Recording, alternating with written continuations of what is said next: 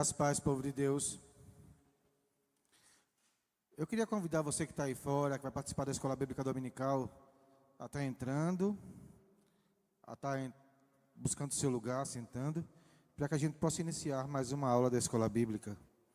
Como tema proposto para hoje, vamos estar estudando o dom profético, referente aos profetas do Antigo Testamento. Ministério profético era um ministério que desde o início Deus usou para falar com seus servos.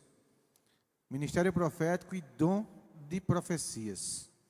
Como texto de abertura da aula, a gente vai usar Mateus, capítulo 11, versículo 13. Enquanto você localiza o texto, vamos estar fazendo uma breve oração para estar dando início à aula dessa tarde. Santo e eterno Pai, nós te louvamos, Senhor, pelo privilégio que nos concede, Pai, de poder nos ajuntar para ouvir e estudar Tua palavra. Pai, visita o coração de cada servo Teu que aqui chegou. Visita também, Senhor, aqueles que vêm pelo caminho. Livra de todo mal, Senhor. Traz em segurança. Pai, dispensa também uma bênção especial sobre aqueles que não poderão estar aqui, mas que vão acompanhar através do serviço de mídia. Que eles possam ser tão abençoados quanto aqueles que chegarem, Senhor. Em nome de Jesus, te oramos, Pai, agradecidos porque além do que pedimos, Tu fazes. Amém. Amém. Aqueles que encontraram, Mateus, capítulo 11, versículo 13, diz assim: Pois todos os profetas e a lei profetizaram até João, o Batista. Esse Batista é um adendo meu, tá? É só para dar a vocês um entendimento de que João é esse que o livro está falando. Todos os profetas e a lei profetizaram até João. Bom, a princípio esse texto parece delimitar um tempo. Os profetas do Antigo Testamento foram até João Batista. A gente esteve vendo isso já em outra aula. Mas estudando especificamente sobre esse ministério profético, desde o Antigo Testamento, e sobre o dom de profecia, a gente vai ver que essa divisão, ela cria, na verdade, uma fusão, que é como se esse limite fosse ultrapassado dos dois lados, não tendo um próprio, vamos dizer assim, início e fim. É como se eles se misturassem na migração do antigo para o novo pacto. Como introdução, a gente vai estar vendo o que era o ministério profético. O ministério profético e o dom de profecia são dois conceitos importantes no contexto bíblico. E há similaridades e diferenças. Dentro das suas atuações, tem similaridades, mas também tem diferenças. Sobre o ministério profético e o dom de profecia, algumas coisas vão parecer que não mudou. No entanto, outras vão ser muito diferentes. Ambos têm como ponto comum o ato de comunicar uma mensagem de Deus, mas eles se distinguem em suas funções e no contexto em que operam. Ambos são para comunicar a vontade de Deus à humanidade. Como entender tais situações?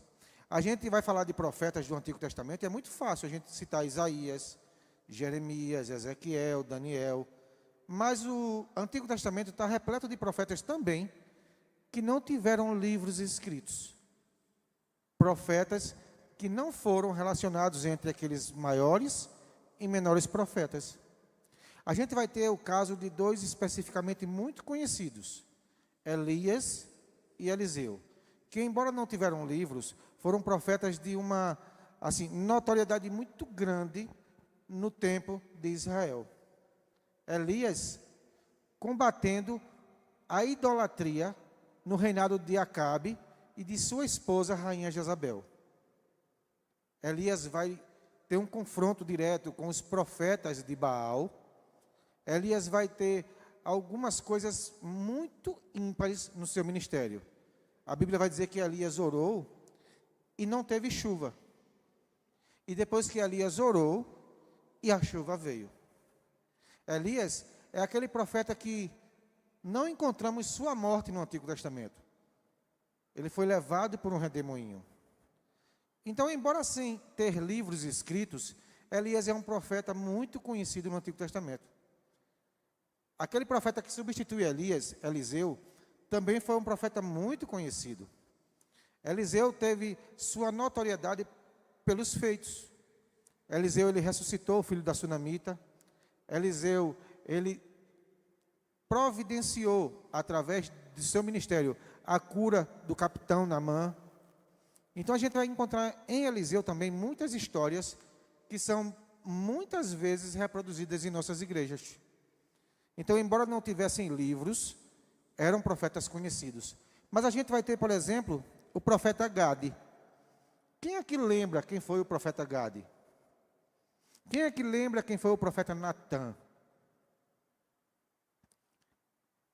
Aias, Micaías, Semaias. Parecem nomes diferentes, mas foram profetas do Antigo Testamento. Natã, talvez, tenha tomado um destaque maior por uma de suas atuações. Alguém lembra do profeta Natã na Bíblia? Você não vale, professor. Alguém mais lembra do profeta Natã? O profeta Natã é aquele que confronta Davi com o pecado de Betseba e a morte de Urias. Então, o profeta Natã, ele tem seu ministério durante o reinado de Davi. Gade também é durante o reinado de Davi. E aí a gente vai ver muitos profetas e profetisas. A gente vai ver Uda e também Débora. Débora talvez seja mais conhecida. Inclusive é o nome de um dos grupos daqui da igreja, grupos de crescimento do Ministério de Mulher.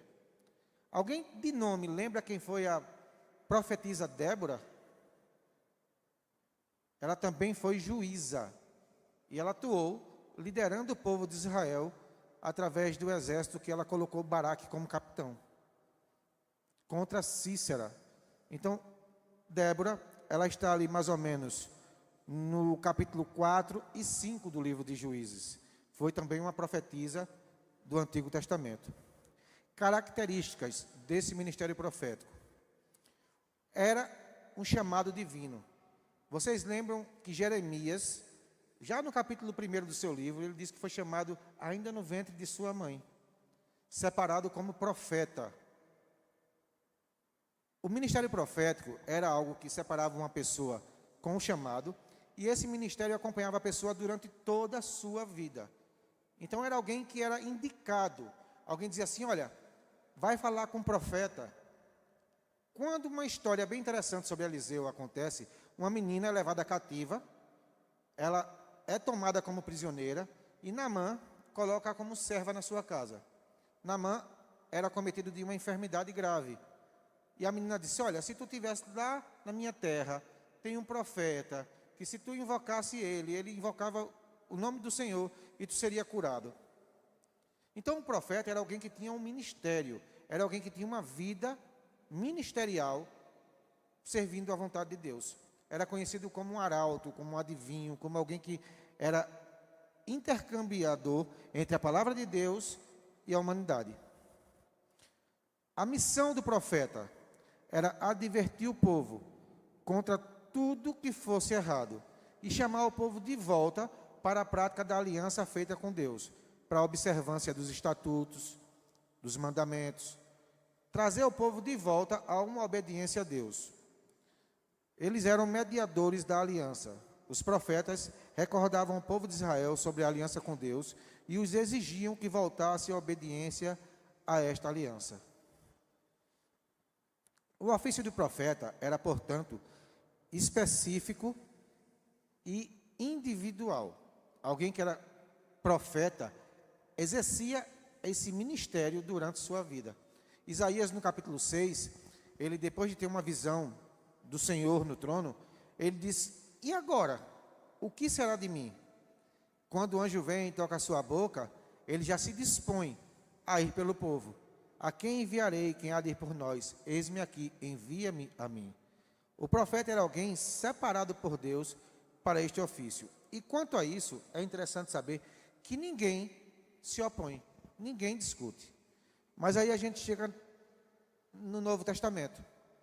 E algumas coisas parece que vão mudar.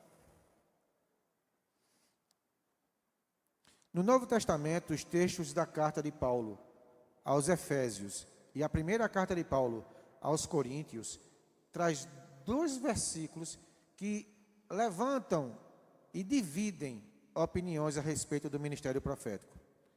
Uma vez que a gente leu que a lei e os profetas profetizaram até João Batista, até é um advérbio de tempo.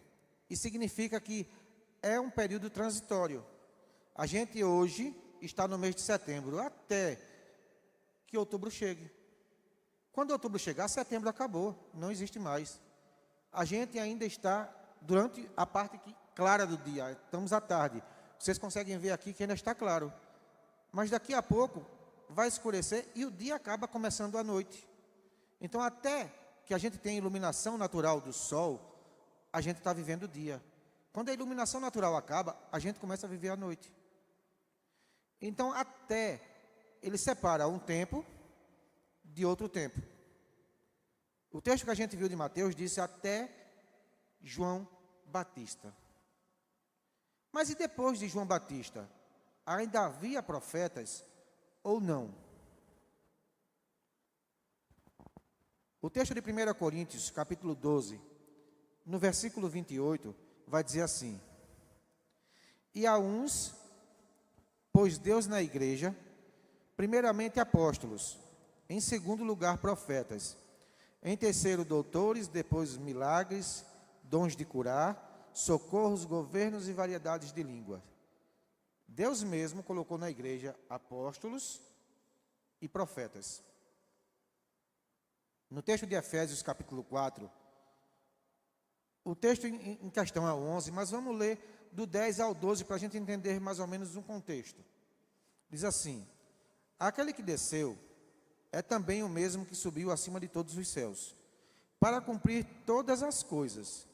E ele mesmo deu uns para apóstolos, outros para profetas, outros para evangelistas, outros para pastores e mestres, querendo o aperfeiçoamento dos santos, para a obra do ministério, para a edificação do corpo de Cristo.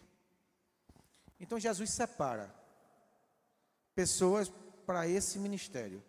Mas se o ministério profético foi até João, como entender profetas no Novo Testamento? Uma observação interessante é que ele separou apóstolos, profetas, e esses 2 títulos causam divisão e discussão. Evangelistas, pastores e doutores ou mestres, não tem problema, a gente sabe que tem. Mas apóstolo, a gente tem nos dias de hoje? Hoje é possível entender que a igreja tem apóstolo? Como entender se a igreja tem apóstolo? Ou se tivemos apóstolo? Jesus separou 12 apóstolos. Apocalipse capítulo 21, versículo 14 vai dizer isso. São os apóstolos do Cordeiro. Mas Judas o traiu. E quando Judas morre, os apóstolos levantam um substituto. Eles levantam Matias. Mas além de Matias, surge correndo por fora Paulo, também se dizendo apóstolos. Então agora a gente tem 13. Como funciona? Parou em Paulo, seguiu depois de Paulo esse apostolado. No capítulo 6 do Evangelho de Lucas, a gente vê que o Senhor passou a noite, ele virou uma noite de oração para poder separar, dentre seus discípulos, 12 a quem chamaria de apóstolo. E parece que fica estranho, porque hoje muitas igrejas têm levantado apóstolos. Apóstolo fulano de tal, apóstolo beltrano de tal. Mas se esse movimento apostólico foi simplesmente na época de Cristo, como entender se existe apóstolo hoje? É porque apóstolo, na verdade, é um título. É uma identificação de um ministério. Então, uma das revistas, por volta de 2010, quando falou-se sobre ministérios, Eclesiásticos falou sobre apóstolos, profetas, pastores. Ela vem com uma distinção interessante. Eu copiei parte desse texto da revista. Diz assim: existe distinção entre o colégio apostólico e o dom ministerial de apóstolo. O colégio apostólico, aquele grupo fechado de apóstolos, foi feito por Jesus Cristo e serviu a ele durante um tempo. O ministério apostólico é um ministério que segue a igreja a serviço da igreja, mas não necessariamente se precisa empunhar esse título. Como assim? Nos textos de 1 Coríntios, capítulo 8, versículo 23. 2 Coríntios, na verdade, 8, 23. E Filipenses 2, 25, tem apóstolos no Novo Testamento. O texto de 2 Coríntios 8, 23 vai dizer assim: quanto a Tito, é meu companheiro e cooperador convosco. Quanto a nossos irmãos, são mensageiros das igrejas e glória de Cristo. Aonde está a palavra apóstolo nesse texto? A palavra mensageiro. Alguém que era enviado, alguém que era separado, alguém que era indicado com um propósito. No grego, essa palavra é apóstolo. Então, Tito foi um apóstolo a serviço da igreja. Mas, irmão, se a gente chamar apóstolo, fica tão esquisito, porque apóstolo era só os 12. Não é melhor a gente chamar de mensageiro? Não vai mudar nada. Um mensageiro, um enviado, um missionário. O que é que vai mudar? Nada. Como os servos do Senhor, eles estão à disposição do Senhor para um propósito. O texto de Filipenses, capítulo 2, versículo 25, diz assim: julguei, todavia necessário mandar até vós Epafrodito. Por um lado, meu irmão cooperador e companheiro de lutas, e por outro, o vosso mensageiro, vosso auxiliar nas minhas necessidades. Novamente, a palavra mensageiro, no grego, é apóstolo. E ele era alguém que fazia o quê? Que cooperava, que auxiliava. Mas a palavra apóstolo parece muito pesada, e até hoje se discute. Tem igrejas que acreditam que é um nome comum, que podem eleger o pastor fulano de tal, apóstolo. Que podem colocar sobre a empunhadura de um evangelista que faz missões, que viaja, a nomenclatura de apóstolo. Nós, como Igreja de Deus, não usamos esse título. Mas nem por isso a gente pode negar aquilo que está nas Escrituras. E as Escrituras vai chamar mensageiro como tradução de uma palavra que é apóstolo. Ou o apostolado. E isso não é o ponto X da questão. Porque a aula de hoje especificamente fala sobre profetas. Mas, irmãos, e quanto a profetas no Novo Testamento? Funciona esse ministério profético? Ou no Novo Testamento, como dons do Espírito, a gente tem apenas o dom de profecia? O ministério profético existe no Novo Testamento, na Nova Aliança?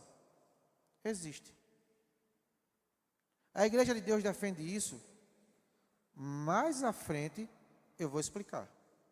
Mas eu não posso negar as Escrituras. O primeiro documento de regra e fé que a gente tem é a Bíblia Sagrada. E ela diz que tem profetas no Novo Testamento. Dá para provar, irmãos, isso que você está falando? Dá. O primeiro foi João Batista. Embora ele vivesse sobre a aliança antiga, ele é revelado no Novo Testamento. Os evangelhos apresentam João Batista como alguém que viria endireitar as veredas, proclamando a chegada do reino e a vinda do Messias. João Batista é o último profeta do Antigo Testamento a anunciar a vinda de Cristo.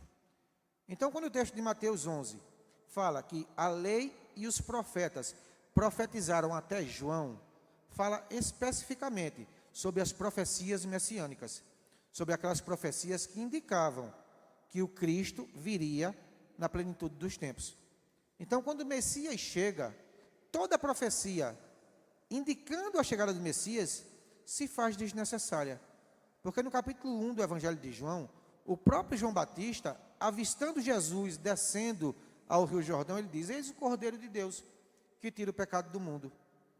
Então, João, ele apresenta Jesus Cristo, ele apresenta o Messias. E ele diz assim: eis alguém que vem depois de mim, mas é antes de mim. Alguém que eu não sou digno sequer de carregar as sandálias. Eu não sou digno sequer de ser seu servo. Ele veio depois, cronologicamente. Isabel fica grávida de João Batista antes de Maria engravidar de Jesus. Mas ele é antes de mim porque ele é Deus, ele é eterno, ele é o Messias, ele é ungido. Quando Jesus vem a João, ele diz: olha, tu vem a mim para que eu te batize? Não posso, eu não sou digno de te batizar. Eu é quem devo ser batizado por tu. E Jesus responde a João dizendo: olha, é necessário que se faça assim, por este momento, para que se cumpra a justiça de Deus. Então mesmo João, reconhecendo a divindade de Cristo, sabendo que ele era o Messias ungido, ele anunciou que Jesus viria, até que Jesus veio. Mais adiante, noutra passagem, a gente vai observar que os discípulos de João foram confrontar João, dizendo que Jesus, mais adiante, batizava muito mais pessoas do que João. E é interessante que o texto vai dizer que Jesus mesmo não batizava, mas seus discípulos. E a resposta de João é necessário que ele cresça e que eu diminua.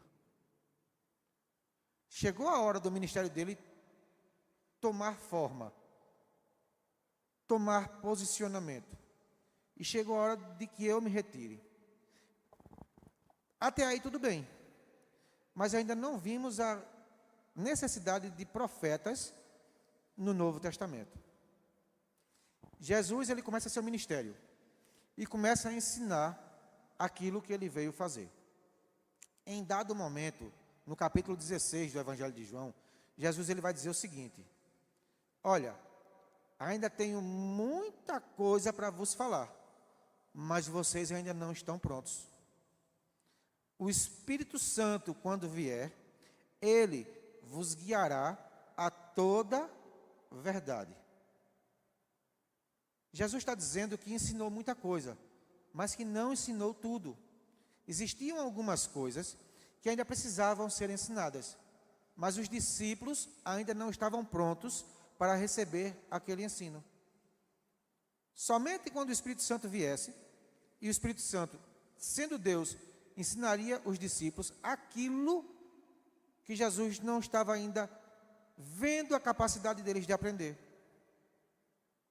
Então, algumas coisas, depois da morte, ressurreição e ascensão de Jesus, precisava ser revelada àquele corpo de discípulos pelo Espírito Santo.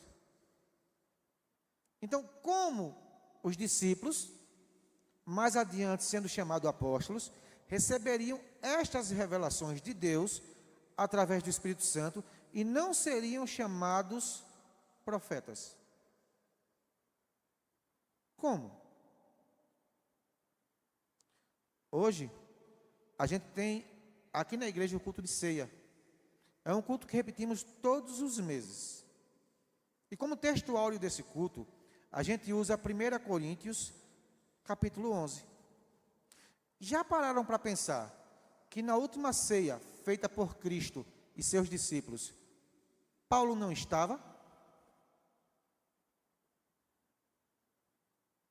Depois da ceia, Jesus cinge-se com uma toalha e lava os pés dos seus discípulos.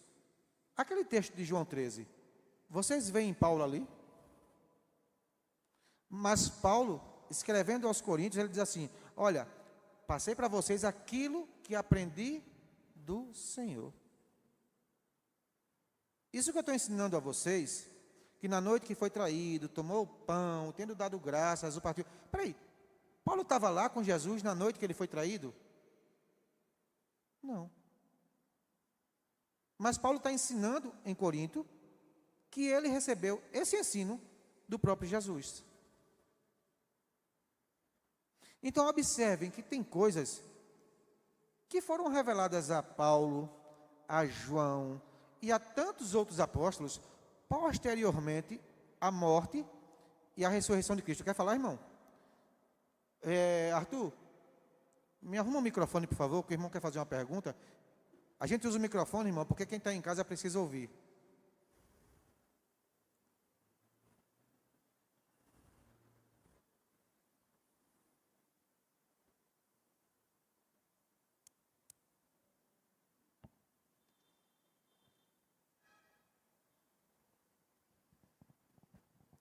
Pode falar, santo. Graça e paz para todos. Amém. O senhor estava falando sobre a uns Deus deu a pastores, a outros Deus deu a apóstolo e a outros Deus deu a profeta, não foi? Porque eu estava ali atrás escutando e eu estava com uma dúvida, né, na minha cabeça, e foi o motivo de eu me levantar lá atrás e vir aqui na frente para lhe fazer uma pergunta, né, por essa dúvida que eu estou na cabeça. Porque Deus chamou uns como pastores, outros como apóstolos e outros como profetas, né? E eu estava pensando ali com a dúvida, imaginando como Deus fez o pastor, chamou ele como pastor, e ele pode ser chamado e exercer um cargo de bispo, né? E por que um presbítero, que verdadeiramente é um bispo, né? Ele, como bispo, que é o presbítero, ele não pode exercer a sua função em alguns lugares como presbítero, porque o presbítero, que é um bispo, ele tem a mesma função de pastor. Ele unge, ele ministra, ele dá a ceia e ele batiza. E alguns lugares aceitam pastores como bispo, mas não aceitam presbítero como bispo, porque presbítero é bispo, né? Inclusive, eu estava conversando ali atrás, logo quando eu cheguei com a irmã, né? Inclusive, nós vemos na Bíblia, né, em primeira Timóteo, segunda Timóteo, parece que é 1 Timóteo, o capítulo 5, versículo 17 em diante, fala sobre a função de um presbítero, né? Eu queria que o senhor, por favor, me tirasse essa dúvida aí. Muito obrigado. A palavra no grego é episcopado. É aquele que, de alguma forma, foi separado para um ministério. Que ela pode ser aplicada ao presbítero, ao pastor, ao bispo e ao diácono. Mas, espera aí, uma palavra ela pode ter 4 funções na igreja? Sim. Diferente do que muita gente pensa, um cargo eclesiástico não eleva o ser humano a um status maior, mas, na verdade, o rebaixa. Quando a gente é, na igreja, um visitante, a gente deveria ser tratado com pompas. Um visitante entrou hoje na igreja, a gente deveria colocar ele numa cadeira de destaque, num trono. Alguém que é visitante, passa a congregar, ele já é promovido à 2ª classe, ou seja, ele é rebaixado. Se a igreja hoje enche, e só tem visitante e congregado, por ser congregado alguém há mais de uma semana, conversando com a gente, conhecendo a gente é mais fácil pedir a um congregado que se levante para dar o lugar ao visitante, do que pedir a um visitante que chega a primeira vez e a gente peça que se levante. O congregado passa a ser membro. Ele tem o desejo de servir a Jesus, confessa a Cristo, participa de um discipulado, é batizado, se torna membro. Então ele foi promovido? Não, ele foi rebaixado. Ele era congregado e agora ele é membro. O membro, ele está mais a serviço do congregado do que o congregado ao membro. Quando esse membro é separado pela igreja para um serviço qualquer, algumas igrejas vão nomear como primeiro cargo obreiro. Nossa igreja não nomeia como obreiro. O nosso primeiro cargo eclesiástico é diácono. Esse diácono, ele é promovido no meio dos membros? Não, ele é rebaixado. Porque agora o diácono não tem sequer lugar para sentar. Ele tem que ficar em pé, servindo aos irmãos. Aí o diácono passa a ser evangelista. E como evangelista, ele não fica só a serviço da igreja local, mas ele é destinado às vezes para serviços itinerantes em outros lugares. Ele passa a ser pastor. Nós não temos presbitério, nós temos já o pastor. E na nossa denominação, na nossa igreja, esse pastor é dividido em 3 níveis. Como um exemplo no serviço militar, um primeiro sargento, segundo sargento, terceiro sargento. Parece que o primeiro sargento é o mais baixo, quando na verdade é o terceiro sargento. Quando ele se torna primeiro sargento, ele já passou pelo terceiro, pelo segundo, e já tomou destaque de primeiro sargento. No primeiro nível pastoral, a gente chama o pastor de pastor exortador.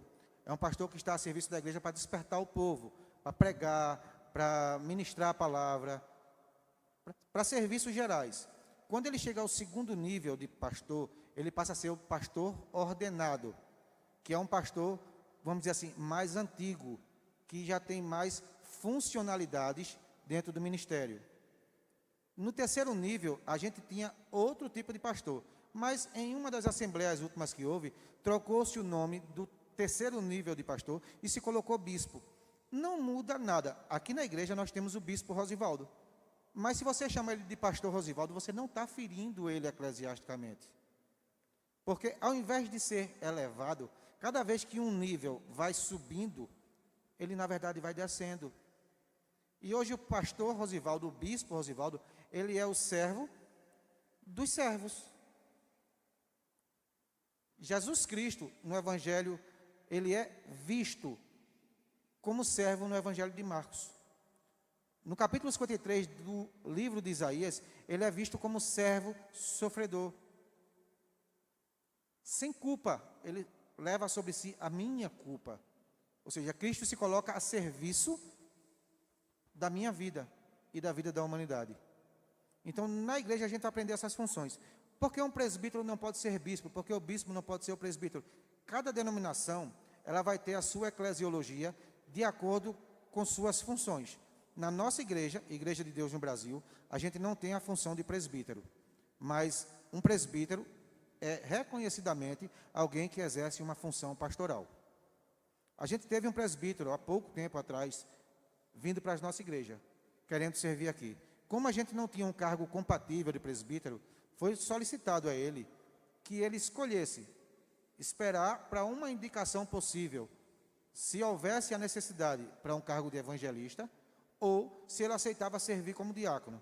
Ele serviu como diácono, e como diácono excelente nessa casa, até que foi para Portugal há um pouco tempo atrás. Todos vocês conhecem Marconi. No ministério que Marconi era antes, ele era presbítero. Ele dirigia uma congregação. Mas quando chegou na Igreja de Deus, não tendo esse cargo compatível, ele ficou como diácono e serviu com excelência entre nós. Espero ter respondido. Voltando ao texto de Jesus, Jesus disse que, nas suas palavras, ele coloca algumas coisas como fundamentais. Primeiro, ele diz aos discípulos que vai ter que ir, porque se não for, o Espírito Santo não pode vir. Irmãos, não fui eu que criei essa regra. Foi ele que disse, se eu não for, o outro não vem. Mas quando o outro vier, vos conduzirá a verdades. Então, a gente percebe que, sendo um único Deus, na mordomia da divindade, Pai, Filho e Espírito Santo, com funções diferentes, sendo um único Deus, eles tinham entre si comunhão. E o Espírito Santo, estando aqui, conseguiria passar para os discípulos, apóstolos, aquilo que precisava ser passado. A gente vai ver no Novo Testamento, no livro de Atos principalmente, muitas citações de profetas. No capítulo 11, verso 27 e 28, a gente vai ver o profeta Ágabo. Mas se profeta era só no Antigo Testamento, como a gente encontra já na igreja primitiva, um profeta no meio da igreja? E Ágabo prediz uma fome. E através dessa predição de Ágabo, a igreja se reúne, faz campanha, levanta uma oferta e vai socorrer os irmãos em Jerusalém. Paulo, quando escreve aos Coríntios, fala sobre isso. Olha, que cada um ponha de parte aquilo que sobra. Que quando eu passo por aí, não precisa ir na casa de ninguém recolher, já esteja tudo já separado. Então, Paulo, ele baseado naquela informação do profeta Ágabo, ele cria uma estratégia. Quando a fome chega, eles já estão com provisões suficientes para fazer socorro. Outra profecia que Ágabo faz, está no capítulo 21, verso 10 e 11, eles chegam numa reunião. Todos estão lá em comunhão, louvando ao Senhor, e Ágabo pega um cinto. Ele diz, olha, o dono desse cinto, a quem esse cinto pertence? Vai acontecer que, quando chegar em Jerusalém, ele será preso, ele será conduzido ao invés de conduzir. Então ele prediz a morte de Paulo. Os irmãos se alvoroçam e não querem que Paulo vá. Mas Paulo, sabendo que tudo aquilo era um propósito de Deus, Paulo aceita e vai. Então, é somente Ágabo, irmão, que tem como profeta no Novo Testamento? Não. A gente vai ver que as filhas de Filipe, 4 filhas, profetizavam. Atos 21, 8, 9. A gente vai ver que Simeão, um ancião que vivia no templo, era profeta. Ao consagrar crianças, que era um ofício comum dele, ele vinha, apresentava ao Senhor, consagrava e dispensava aquela família. Quando a família de Jesus chega com ele, recém-nascido, e faz a consagração de Jesus, ele diz, olha, agora está diante dos meus olhos o meu Redentor, o meu Salvador. Agora eu posso morrer em paz. Eu conheci o Salvador. Uma criança, ela praticamente é igual a outra. Mas Simeão, quando olha Jesus recém-nascido, ele conhece que aquela criança era diferente das outras. E não era diferente fisicamente. Mas o Espírito Santo toca no seu coração e ministra a ele tudo aquilo que ele profetiza sobre a criança. A mesma coisa acontece com Ana. Ana era uma profetisa que não se apartava do templo. 84 anos viúva.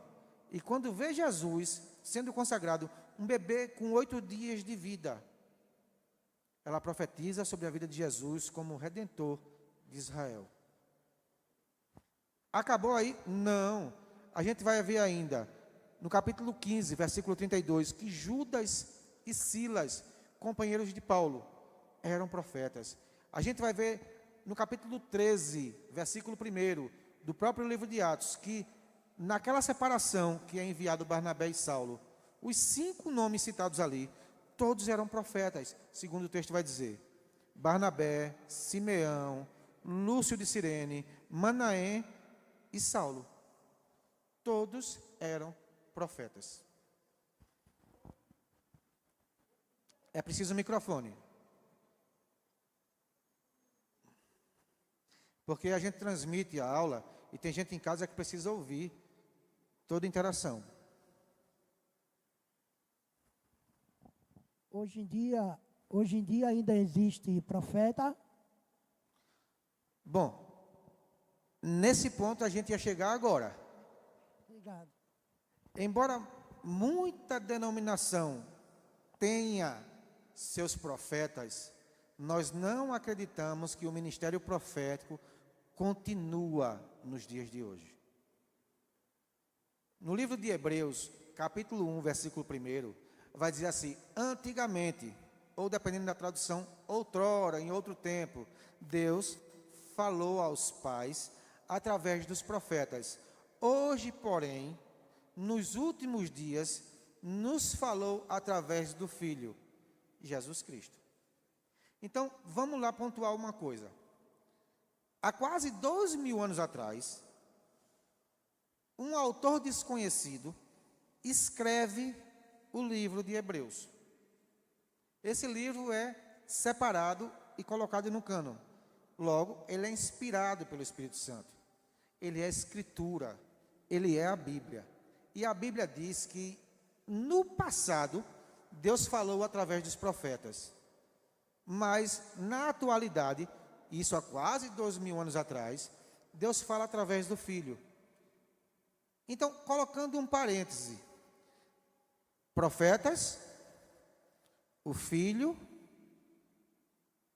e o Filho. Não existe profeta posterior. Se Deus falou aos pais pelos profetas, e hoje, nos últimos dias, últimos, não são dias intermediários, são últimos dias, nos falou através do Filho, o Filho completa a comunicação entre Deus e os homens. Jesus Cristo, Ele é o único mediador. Jesus Cristo, Ele é o único pelo qual devemos ser salvos. Jesus Cristo, Ele é o caminho, Ele é a verdade. Jesus Cristo é tudo. Não existe depois de Cristo nada. Ele é o alfa e Ele é o ômega. Cristo finaliza. Mas espera aí, irmãos, agora a gente entrou numa confusão. Cristo é a última comunicação entre Deus e os homens. É. Mas o Senhor disse que existiram profetas no Novo Testamento posteriormente a Cristo. Como assim? Cristo veio ao mundo, viveu, morreu, ressuscitou e foi aos céus. O Espírito Santo vem. E como é que Cristo está falando com esse povo? Como é que Cristo está se comunicando com eles?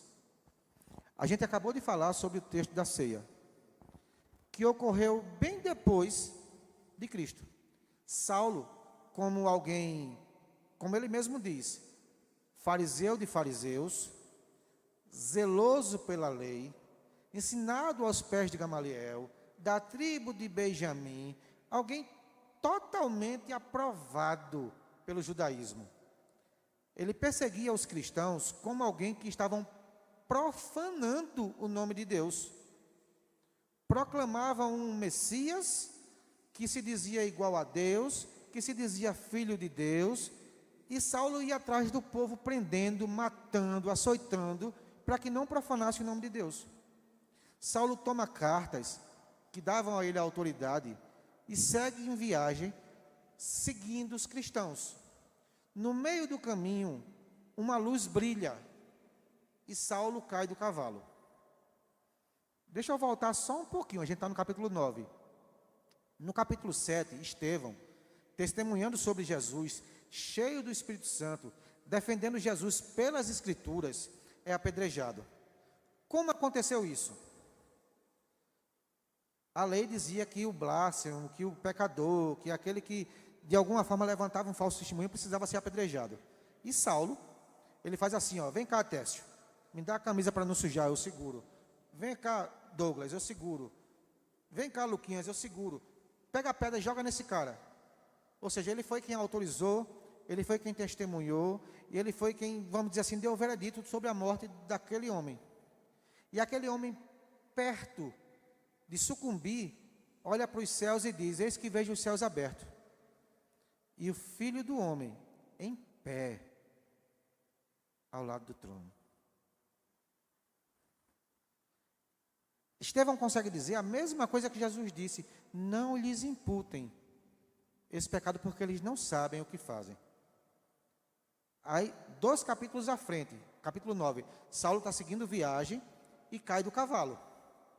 E uma voz brada do céu, Saulo, Saulo, por que me persegues? E ele responde ao céu que falou com ele, quem és tu, Senhor, que eu estou perseguindo? Eu estou perseguindo cristãos aqui, esse povo que blasfema. Eu não estou perseguindo o céu. O céu tem o meu Deus, tem Yahvé, tem um Deus da Torá, tem um Deus que Moisés ensinou. Eu não estou perseguindo o céu. Quem és tu, Senhor, que eu estou perseguindo? Aí o céu responde, eu sou Jesus Cristo, a quem tu persegues. Saulo entra em parafuso, Saulo entra em confusão. Ele não quer comer, ele não quer conversar, ele vai orar, ele vai buscar a resposta de Deus. Quando Deus comissiona Ananias para ir lá na casa de Adonias, ele diz assim, eu não vou não, esse cara é um assassino, esse cara é um perseguidor. Vá, eu estou mandando você ir, eu tenho algo na vida desse homem. Aí esse mesmo Saulo, lá na frente, ele diz a gente, olha, eu estou ensinando a vocês aquilo que eu recebi do Senhor. E agora eu não pergunto mais quem é o Senhor, porque eu já sei quem é o Senhor. Ele vai declarar no livro de Gálatas, na carta de Gálatas, que não vivo mais eu, mas Cristo, aquele que eu perseguia, vive em mim. Saulo agora conhece. Saulo sabe quem é. Mas se não é revelado a ele pelo Espírito Santo, como ele saberia? Uma vez que Saulo diz que eu recebi do Senhor, quem é o Senhor? É Jesus. A palavra de Hebreus se cumpre. Antigamente Deus falou pelos profetas, hoje através do Filho. O Filho pode falar com os apóstolos para que revelasse aquilo que precisava ser escrito, através de visão, através de sonho, através de uma teofania, de uma presença física de Cristo. Paulo aprende de Jesus, e ele fala, sendo porta-voz das palavras de Jesus. Um dos textos mais interessantes para a gente pensar, foi o último livro escrito na Bíblia, quase ano 100. Cristo morre no ano 30, 70 anos pós-morte de Cristo. João, já prisioneiro numa ilha, separado do povo, recebe uma visita em visão. Vi um semelhante como filho do homem. Quem é o filho do homem? Jesus. Caí como morto a seus pés. Ele me toca, não temas. Depois daquele diálogo, ele diz, escreve. E João começa a escrever. E o livro de Apocalipse, que é uma revelação, uma visão futura daquilo que vai acontecer, é uma revelação de quem? De Jesus. Então, antigamente pelos profetas. Hoje, últimos dias, por Jesus. Jesus usa Paulo, Jesus usa João, Jesus usa Pedro, Tiago. Jesus usa os apóstolos. O cânon é fechado. A Bíblia é fechada. Qual é a necessidade mais de uma revelação? Hoje a Bíblia ela é o crivo, ela é a régua, ela é a medida que a gente usa para medir toda e qualquer profecia. Nos dons do Espírito Santo, a gente vai entender que existe o dom de profecia. Isso é um dom legítimo, a gente crê na continuidade e ele é vigente nos dias de hoje. Mas o dom de profecia, ele trabalha com limites. 1 Coríntios 14, versículo 3, vai dizer que o dom de profecia edifica a igreja. Como? Edificando, encorajando e consolando. Ah, mas eu tenho uma profecia para a igreja hoje e vou dizer que Jesus voltará em 1914. 1914 Jesus não volta. Se faz o malabarismo, se cria um movimento sectário e hoje a gente entende e conhece os testemunhas de Jeová. Outros movimentos surgem a respeito disso, de pessoas que se diziam profetas e que iriam profetizar à igreja coisas que não aconteceram. Ao invés de reconhecer de fato, não existe, está errado, vamos adiante. Não, preferiram dar uma manejada naquelas informações e seguir crendo nos seus profetas. Jesus nos adverte, Mateus capítulo 7, versos 15 e verso 22. Verso 15, cuidado com os falsos profetas que surgem no meio de vós, porque parecem ovelhas, mas na verdade são lobos devoradores. Lá no versículo 22, tem um juízo sobre essas pessoas. Mas em teu nome, Senhor, nós profetizamos. Em teu nome nós fizemos curas. Em teu nome nós fizemos muita coisa. E ele dirá abertamente, apartai-vos de mim, vós que eu não vos conheço. Todos vós que praticam iniquidade. Como eu disse a vocês, o profeta, ele era alguém chamado para uma vida em Deus. No dom de profecia, diferente do profeta, Paulo vai escrever aos Coríntios no capítulo 14, dizer que todos nós podemos profetizar. Não é mais exclusividade de um. Todos nós podemos, mas que a profecia seja julgada pela igreja. Eu me levanto e digo algo. Os irmãos têm que conferir na Escritura se aquilo de fato casa com aquilo que Deus disse ou não. Irmãos, eu falei mais do que devia. Eu profetizei e escorreguei e falei demais. É possível? É. A Bíblia vai dizer que no passado Deus dizia, assim diz o Senhor, e de modo cabal, do início ao fim, o homem tinha que aceitar. Hoje em dia não. Hoje em dia a gente levanta uma profecia e solta para a igreja. Dentro da igreja, pessoas vão dizer assim, foi de Deus. Outros vão dizer, Isso não é verdade. Não é de Deus. Porque Paulo mesmo vai nos ensinar que a nossa luta não é contra carne e sangue, mas contra principados e potestades, dominações do mundo espiritual, que podem, caso eu dê cabimento, fazer uso da minha vida. E ao invés de abençoar vocês, trazer algo que é do meu espírito, da minha vontade, ou de uma ilusão da minha mente que eu criei. A profecia, ela precisa ser analisada. Versículo 24 e 25 vai dizer que quando no máximo 2 ou 3 profetas falarem, os outros se calem, e um por vez fale e julgue. Porque uma vez que entra alguém na igreja que não conhece a igreja, como julgará aquilo que foi falado? Mas a igreja conhece e julga. Porque muitas vezes, quando a gente fala, como pregador da palavra, como professor de escola dominical, dentre os bancos, alguém precisava daquela palavra. E alguém talvez diga: como esse pregador sabe da minha vida? Como ele contou detalhes da minha história? É porque Deus revela. E isso é o que a gente chama de profecia hoje. Porque através do Espírito Santo, Deus convence o homem, a humanidade, a minha e a sua vida, sobre o fato de que existe uma justiça que um dia virá para punir o nosso pecado. Então o Espírito Santo me convence do juízo, do pecado, do juízo e da justiça. E como ele vai convencer o homem se Deus não der, de alguma forma, estratégias de conhecimento, uma palavra de sabedoria? Então hoje, os pregadores da palavra, professores de escola dominical, pastores, evangelistas, ele tem se utilizado muito desse dom de profecia. Muitas vezes na ministração, eles vão falar algo que vai direto como uma flecha no coração de alguém. E que esse alguém entende: Deus falou comigo. Muitas vezes através de uma oração. Vamos ter agora um momento de oração, 10 minutos de oração. A pessoa que vai orar, ela não conhece a minha vida, mas na oração que ela fala, ela trata comigo através daquilo que ela está falando. O dom de profecia é algo de tal modo que Paulo, escrevendo aos Tessalonicenses, no capítulo 5, versículo 20, ele vai dizer: não desprezeis as profecias. Não desprezeis. Mas eu devo guardar tudo, irmão? Não.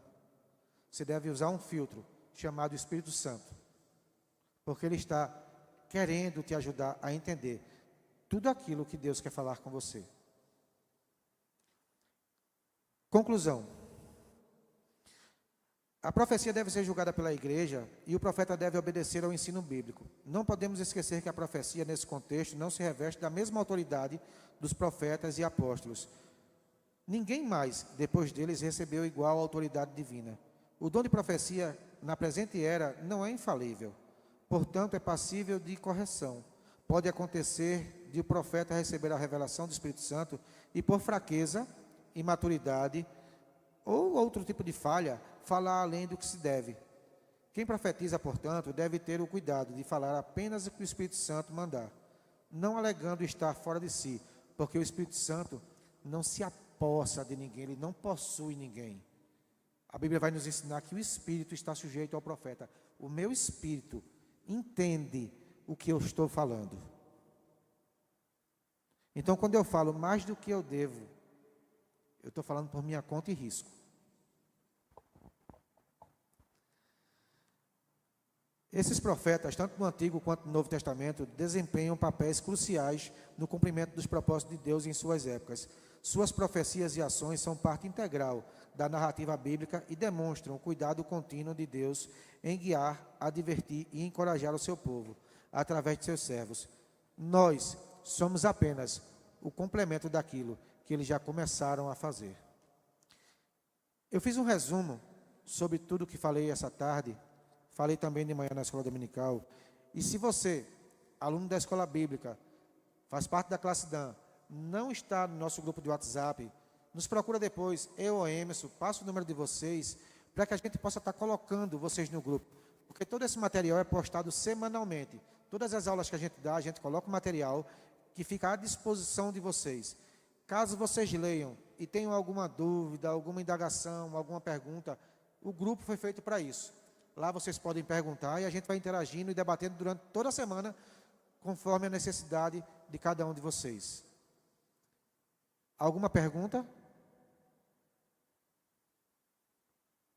Professor Emerson, nos dá a tua graça aqui, vem fazer a oração final então, que a hora infelizmente já se foi. Mês que vem, mês da Reforma Protestante, tem novidades para vocês, hein? Já foi nos passado o calendário aí, tem bastante coisa para a gente ver mês que vem, né, professor?